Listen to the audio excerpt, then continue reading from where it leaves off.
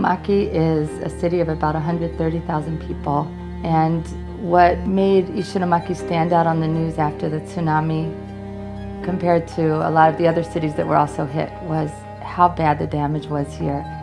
50% of the city was hit by the tsunami, and that's a huge number of people who have gone through amazing loss. Even those whose homes were okay, almost everybody we meet has lost a loved one, and so the loss surrounding us is incredibly huge. Homes have been rebuilt, workplaces have been rebuilt, but people's lives are still in limbo, and people are still trying to figure out, how do we help our children find hope? How do we figure out our children's future? God has called our B1 community to start a social enterprise that's called the Nozomi Project. We have our volunteers pick up shards of broken pottery that litters the streets of Ishinomaki, shards that were left after the tsunami. And those are all collected and washed. And then our Nozomi women take the shards and using grinders, they grind down the shards to make them look like nice pieces, make them smooth. And then we have women who have learned how to make necklaces and bracelets and earrings out of the broken shards. We have 16 women right now who are working. They didn't know how to work with their hands, and through working here, they've become really good at making jewelry, at necklaces like this. These women come 4 days a week while their children are at school. It's a safe environment where they can share about their struggles, but where they can also find real employment and can learn new skills. We sell those shards on the internet, at bazaars, at churches in Tokyo.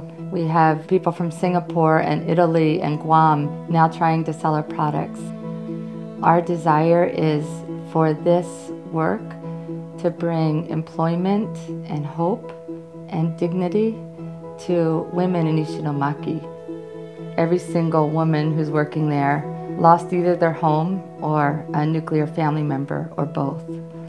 We had women coming to volunteer and help us get started, and we needed a name. And one of the women working with us, she said, "Sue, I don't care what you name it, but it needs to have the word hope in it, because for the first time since the tsunami, I have hope."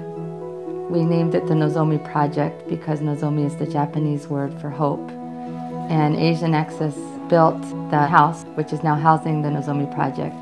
And it's the Hope House because we see God transforming people's lives. More importantly, or at least as importantly, is our vision for providing community and it being a Christian community. We pray with women when their children are sick or when they're really stuck or where they're distressed. And they'll come to us now and say, "Would you please pray for me because my husband lost his job?" They're experiencing what it means to have Jesus break into their lives and into their community. One of our Nozomi staff, who we call Matsuri Yuko, was baptized in the ocean. And it's a really big deal for Yuko to get baptized in the ocean because it was that ocean that took her mom and her sister. But she said, "I want to have it there. I want it to be a witness to the community of what God has done in my life." I think one thing we found is that they're my community. As much as we wanted to be their community, they've become my community.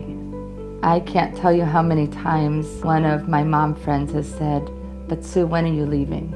When are you leaving?" Because so many groups have come and gone now, and people think it's over and it's okay. And what we're seeing is that right now is the time where our presence is most needed, where people know we're here and they can depend on us. We just say we're here for as long as God has us.